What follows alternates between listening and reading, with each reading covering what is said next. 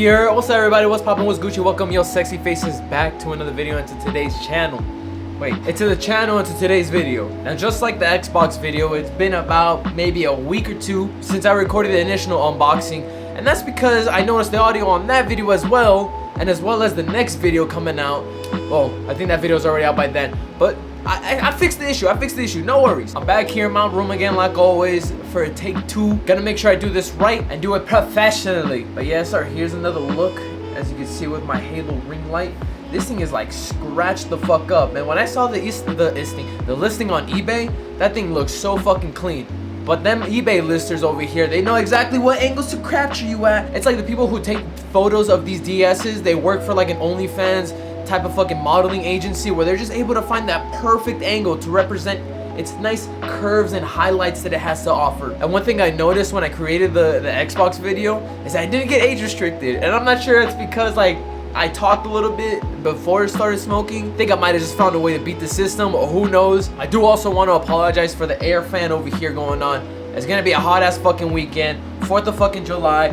Where the fireworks at? Where the fucking police at? Fuck that shit. I'm in my room smoking fucking reefer.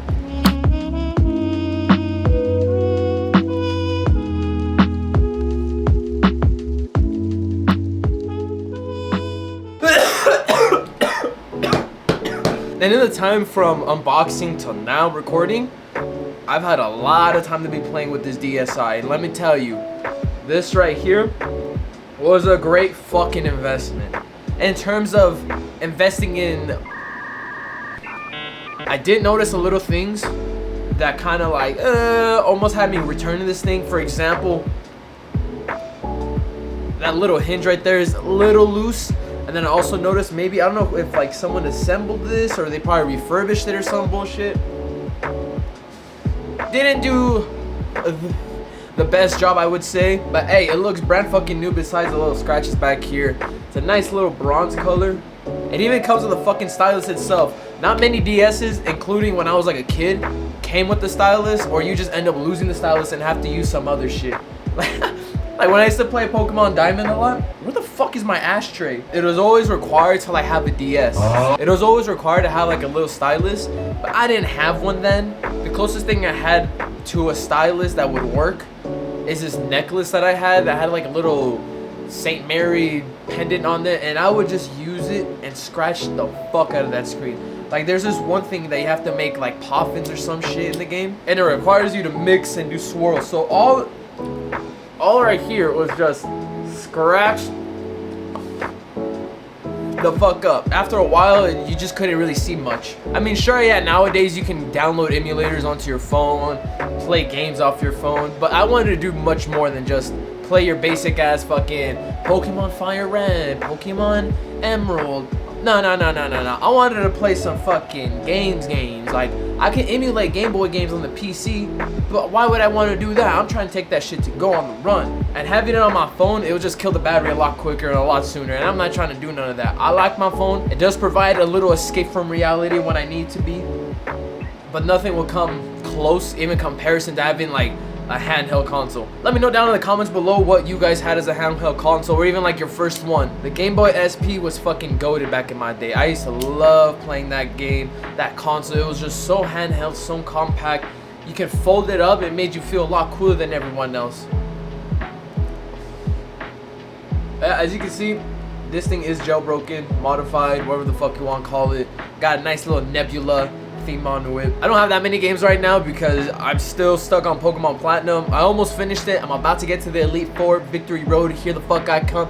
You better be fucking ready for me. I'm gonna beat that ass and I'm gonna take that championship crown away from you, Cynthia. Suck my dick. Let's see, we also got The Legend of Zelda. Never really played Zelda games when I was a kid, so that's gonna be fun to play right after. You can't play a DS without having to have any of the Lego games. So I got Lego Batman, Lego Batman 2, Indiana Jones 2, and then obviously the Mario Kart DS, the Super Mario Bros, and then other Pokemon. So you got Black, White, 1 and 2, and then also some Pokemon Soul Silver, Heart Gold.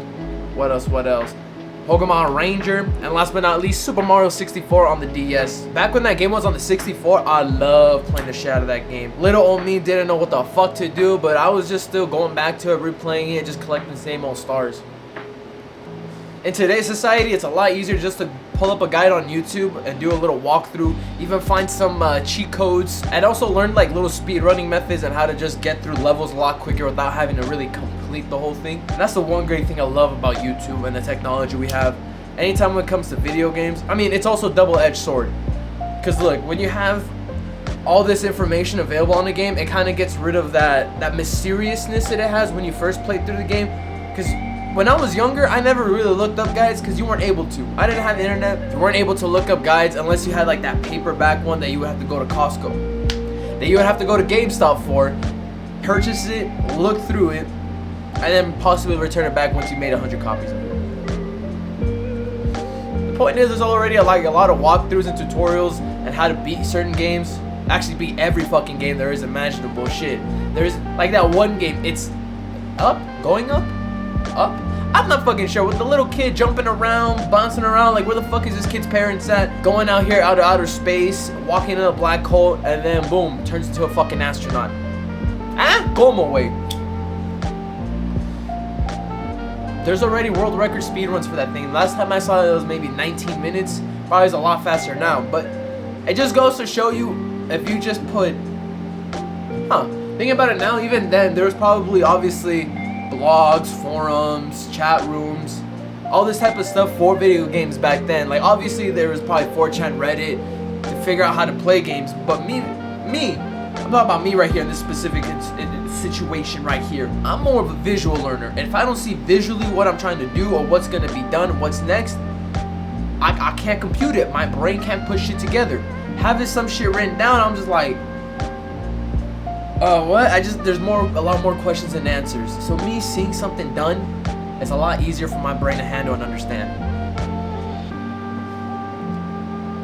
I don't know where I was going with that, to be honest. I just remember saying something about YouTube, and then being blogs, and then video games not being as easy to play now.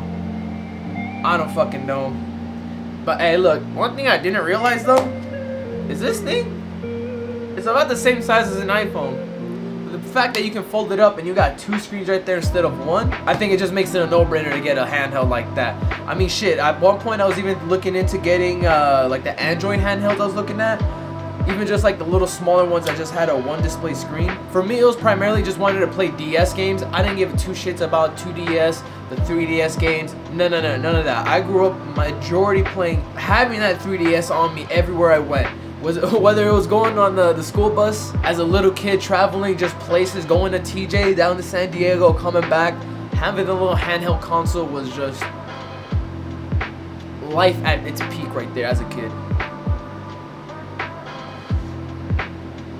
Man, cause as a kid, you don't gotta worry about shit. You don't gotta worry about if you have insurance, gas, making sure, like I'm just talking about it as a trip, you know? Like you don't have to worry about all these little things. All you have to worry about is making sure you got your clothes, your games, or something to watch on the ride over there, because the ride over there was always the worst. And then especially if you went camping somewhere, oh my goodness, how much it was I loved having it. And I'm not sure if that's just because I was like maybe a little bit addicted to the video games. I need to see a therapist on that shit, because I don't fucking know anything. I might be even a little too self-aware of what I know, and then that bite me back in the ass.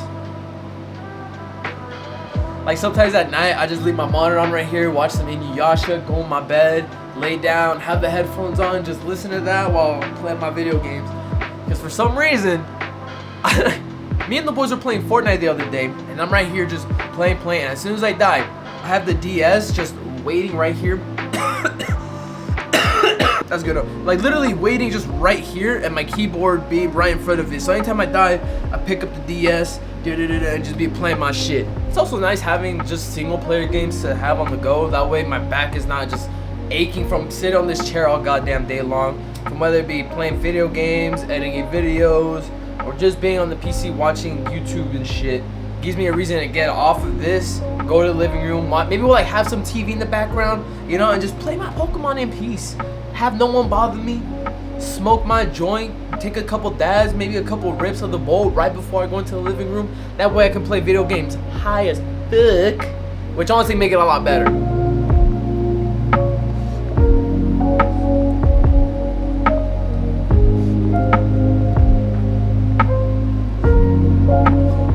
That plebes, I'm calling it done. I can't wait to put more hours into this thing. If you guys are thinking about getting a DSi or DS, whatever, I strongly recommend getting the Japanese version. It'll say DSi LL and not DSi XL. Depending on what model you get, it's gonna have the LL at the end of the day. With those, the reason they're a lot cheaper is just because they come straight from Japan, and those consoles are strictly region locked to Japan, right?